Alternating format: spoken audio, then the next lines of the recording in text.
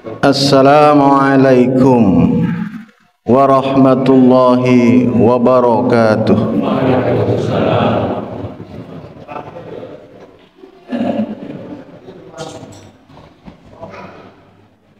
Allahu Akbar, Allahu Akbar, Allahu Akbar,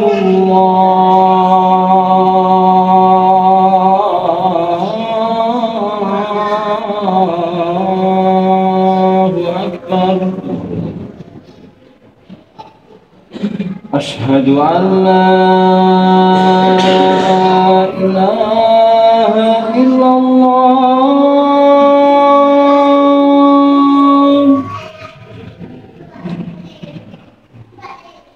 Ashhadu an la ilaha illallah.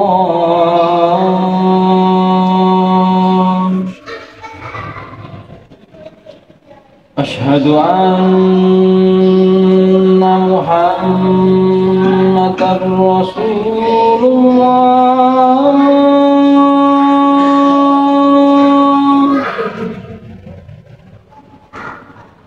Ashhadu anna Muhammadar Rasulullah.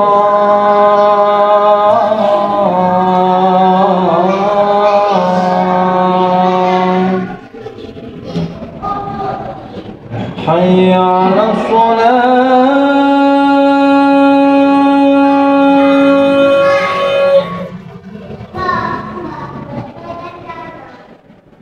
حي على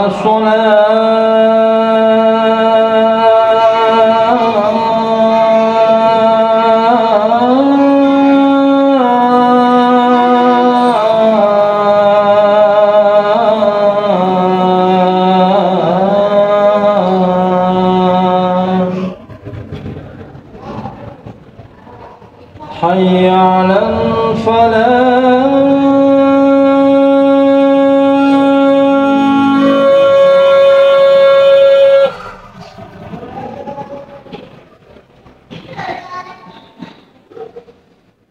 حي على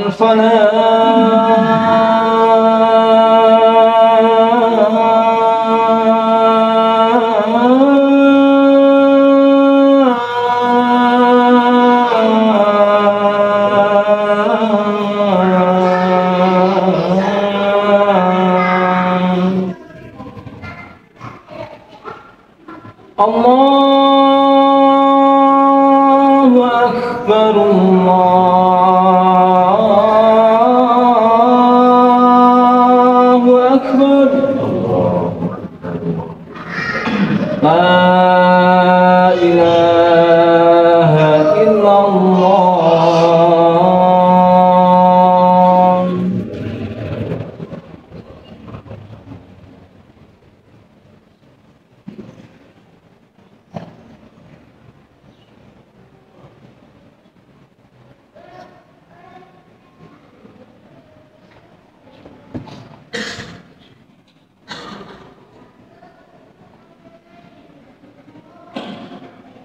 Alhamdulillah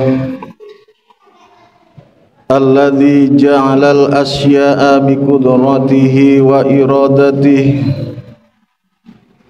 walladzi amarana bil i'tisami bihablihi wa amarana bittiba'i sunnati rasulih. Ahmaduhu subhanahu wa ta'ala alladzi arsala rasulahu bil huda wa dinil haqq liyudhhirahu 'ala ad-dini kullihi wa kafa billahi shahida. Asyhadu an la ilaha illallah wahdahu la syarika lah wa asyhadu anna Muhammadan 'abduhu wa rasuluhu la nabiyya ba'dah. Wassalatu wassalam ala rasulil huda wan nabi rahmah Muhammad ibn Abdillah wa ala alihi wa sahbihi wa man wala, amma ba'd.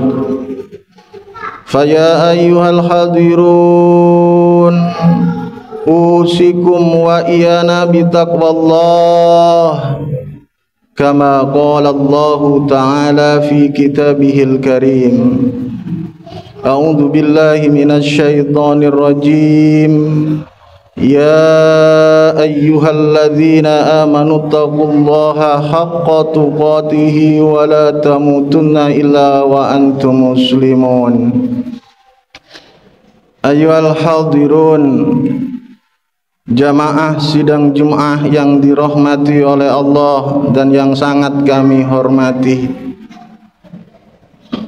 Pada 2 Hijriah terjadi perang Badar.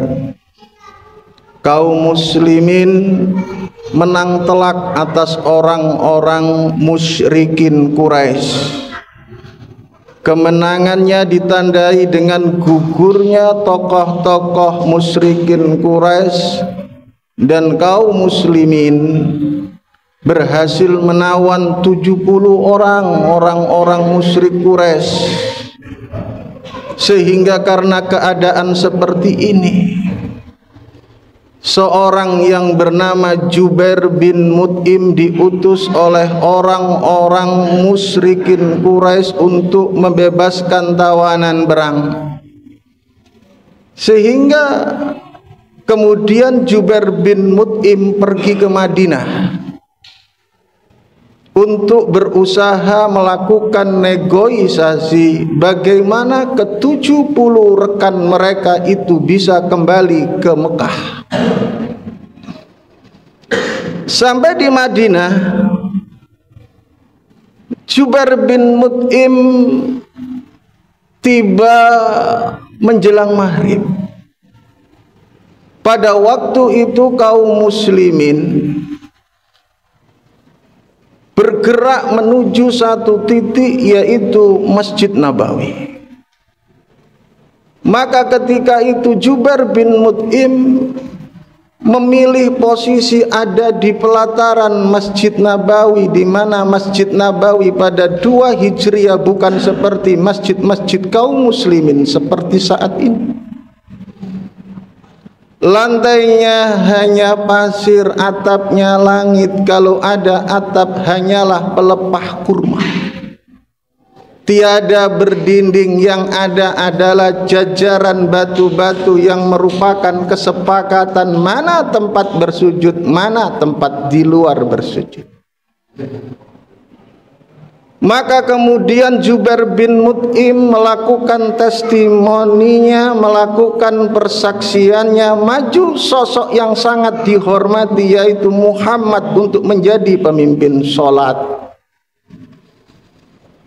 Maka kemudian suara Rasul secara jelas diterima oleh telinga Jubair bin Mut'im. Mengawalinya dengan takbir, Muhammad membaca suratul Fatihah. Maka Jubair bin Mut'im yang kemudian nanti di dalam sejarah hidupnya memilih jalan Islam, kemudian mengungkapkan persaksiannya. Pada waktu itu Rasulullah memilih satu surat At-Tur sebagai surat pilihan di hari itu. Jubair bin Mut'im mendengarkan dengan teliti. Rasulullah memulai membaca Wat-Turi wa kitabim mastur fi raqim mansur wal baitil maqmur wasyaqfil marfu' wal bahril masjur inna azaba rabbika lawaqi ma lahu min dafi yawma tamurus samaa'u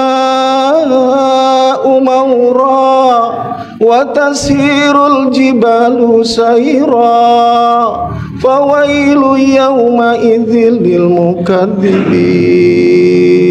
Sampai Rasul membaca surat At-Tur ayat 35 ayat 36. Am khuliqu min ghairi sayyin am humul khaliqun am khalaqus samawati wal bal la yuqinun.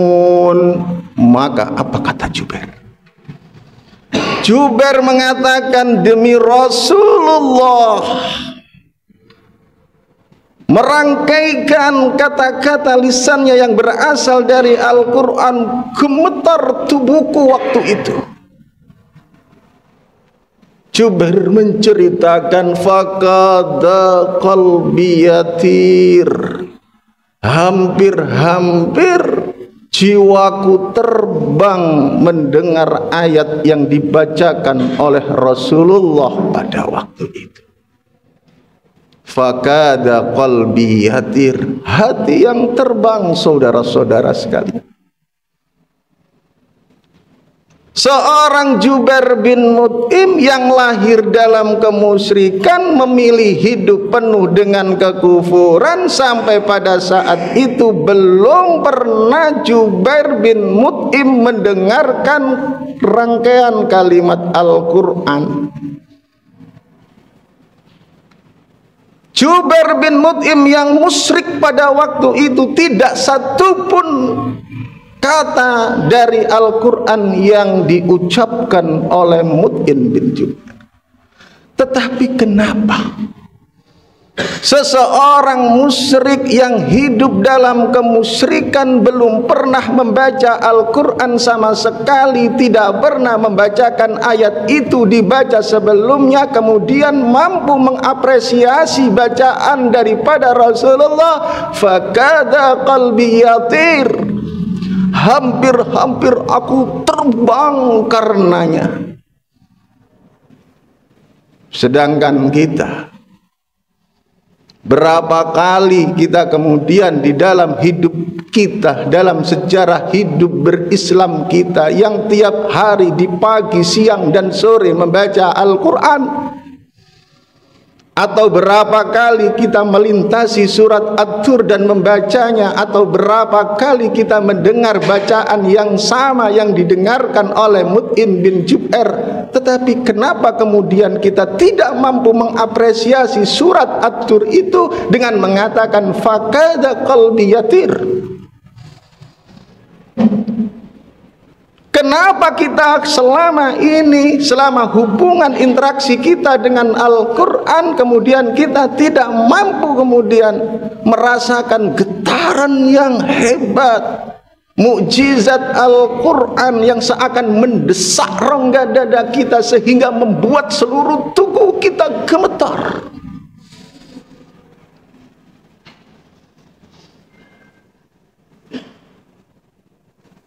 Ayyuhal hadirun, jamaah sidang Jumat yang berbahagia. Kita berislam otomatis berquran. Khatib lihat di sini, mungkin ada yang berislam sampai 70 tahun. Ada yang 50 tahun, ada yang 30 tahun, dan di mana selama ia berislam, ia senantiasa bergaul dengan Al-Quran. Tetapi kenapa ketika kita membaca Al-Quran tidak ada chemistry, ikatan emosional yang kuat antara Al-Quran dengan kita, sehingga ketika kita membacanya biasa-biasa saja? Bahasane tiyang mriki kok sepoh-sepoh mawon. Mungkin hari ini ada yang sering membacanya bagus, habis sholat subuh membaca Al-Quran, selepas sholat duha ketika matahari naik sepenggalan kita baca Al-Quran, ketika matahari di atas kita, kita baca Al-Quran, matahari condong ke barat mau tenggelam kita baca Al-Quran, selepas matahari tenggelam baca Al-Quran. tapi kan hanya sekedar membacanya. Interaksi kita dengan Al-Quran hanya ada di bibir. Sampai seumur sekian hari ini kita hanya mengambil Al-Quran, hanya memetik fadilah untuk membacanya saja, di mana setiap huruf yang kita baca kita mendapatkan satu kebaikan, dan satu kebaikan kemudian dilipat gandakan oleh Allah menjadi 10 kebaikan. Kita tertarik itu. Atau mungkin ada yang lebih kuat lagi ikatannya dengan Al-Quran, mencoba kemudian untuk menghafalnya satu persatu dengan susah dan payah. Al-Quran itu disimpan, satu surat disimpan, satu surat disimpan. Ketika ditanya, adakah perasaan yang hebat seperti halnya Jubair? Tidak.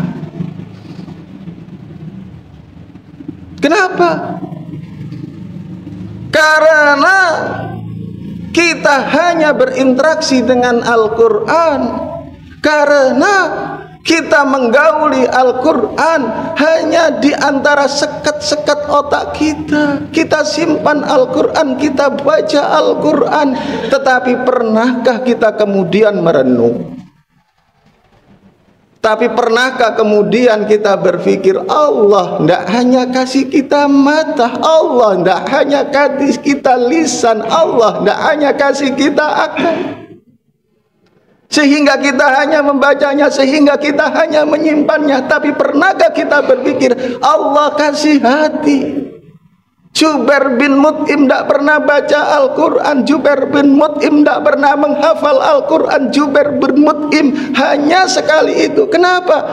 Karena Al-Quran langsung diolah masuk ke hatinya. Jubair bin Mut'im gemetar karena di dalam sejarah hidupnya ketika ia mengabdi kepada Lata, Uzzah, Hubal, tidak pernah ia mendapat pertanyaan seperti itu. Baru di dalam sejarah hidupnya ia ditanya, seakan-akan Muhammad membacakan surat At-Tur hanya khusus untuk dirinya. Apakah engkau diciptakan dari sesuatu yang lain? Ataukah engkau yang menciptakannya? Ataukah mereka yang kemudian menciptakan langit dan bumi? Akan tetapi tidak yakin, mendengar itu gemetar. Telinga Jubair hanya sarana menangkap, tetapi pada waktu itu Jubair yang seorang Arab yang pandai langsung menelaah, mengolah, kemudian sehingga hal itu menjadikan Jubair gemetar. Ayyuhal hadirun jamaah sidang Jumat yang berbahagia, di dalam surat Sad ayat 29 yang mungkin kita lupa tentang fungsi Al-Quran, Allah mengingatkan kepada kita bahwa Al-Quran ini kitabun, satu kitab, anzalnahu ilaika liyadabbaru ayatihi waliyadakkaru ulul albab. Satu kitab ini wahai Muhammad kami turunkan dia kepada engkau, mubarakun, kalau engkau menggaulinya, memasukkan Al-Quran dalam hidupmu, mubarak, berkembang potensi hidupmu, kau bertambah baik di dalam setiap bertambahnya usiamu. Tetapi kata Allah, liyadabbara, untuk ditadaburi ayatihi, ayat-ayatnya, dan untuk direnungkan dan untuk difikirkan bagi orang-orang yang mau menggunakan akalnya. Kita membacanya oke, kita menghafalnya bagus, tetapi apakah kita tidak tertarik kemudian untuk mengulang-ulang bacaan Al-Quran, untuk menyingkap saripatinya, untuk bertanya kemana Allah mengajak kita melalui ayat ini, di mana nilai petunjuknya, di mana madunya, di mana rahasia kandungan utama yang kami semua sepakat bahwa Al-Quran ini petunjuk hidup, yang Al-Quran ini mukjizat hidupku. Kalau kita tidak tertarik, di dalam surat Muhammad Allah mengatakan, Afala yatadabbarunal Qur'an am ala qulubi aqfaluha? Mengapa mereka tidak tertarik untuk mentadaburi Al-Quran? Apakah di dalam diri mereka ada tutupnya? Kalau hari ini kita hanya masih suka bergaul dengan Al-Quran, puas untuk membacanya, dan kemudian kita menghafalnya, mari kita singkap selaput tebal yang menutupi hati kita sehingga kita tidak tertarik untuk menghadiri kajian Al-Quran, hanya semata-mata ingin tahu, ingin mentadabburi, ingin menyentuh, ingin merasakan mukjizat kedahsyatan Al-Quran sehingga kita mampu mengatakan fakada qalbi yatir.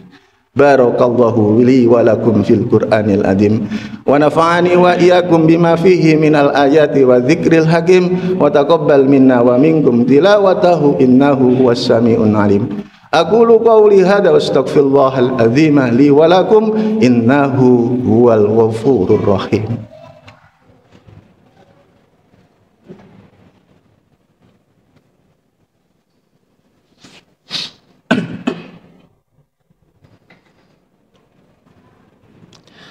Alhamdulillah wassalatu wassalam ala nabiyyina Muhammadin wa ala alihi wa sahbihi ajma'in wa man tabi'ahum bi ihsanin ila yaumiddin, amma ba'd. Allahumma salli ala Muhammad wa ala ali Muhammad kama sallaita ala Ibrahim wa ali Ibrahim wa barik ala Muhammad wa ala ali Muhammad kama barakta ala Ibrahim wa ali Ibrahim innaka Hamidum Majid. Allahumma ighfir lil muslimina wal muslimat wal mu'minina wal mu'minat al ahya'i minhum wal amwat innaka sami'un qaribun mujibu da'wat. Rabbana la tuzigh qulubana ba'da idh hadaitana wa hab lana min ladunka rahmatan innaka antal wahhab. Rabbana hab lana min azwajina wa dhurriyyatina qurrata a'yunin waj'alna lil muttaqina imama.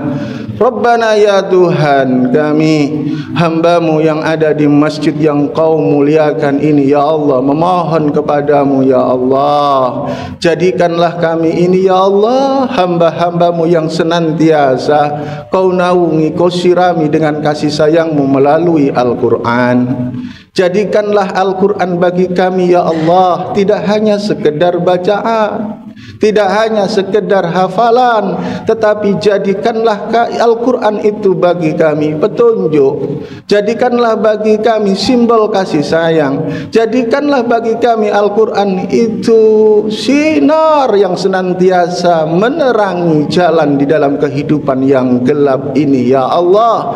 Sehingga kami dengan itu semua memohon kepadamu ya Allah, jadikanlah kami manusia yang sadar bahwa sesungguhnya Al-Quran tidak hanya sekedar dibaca, tetapi Al-Quran harus kami tadabburi semata-mata hanya menginginkan kami semua ini untuk dapat merasakan kehebatan Al-Quran. Rabbana atina fid dunya hasanah wa fil akhirati hasanah wa qina adzabannar. Subhana rabbika rabbil izzati amma yasifun wa salamun alal mursalin walhamdulillahi rabbil alamin. Fa ya ibadallah aqimis shalah.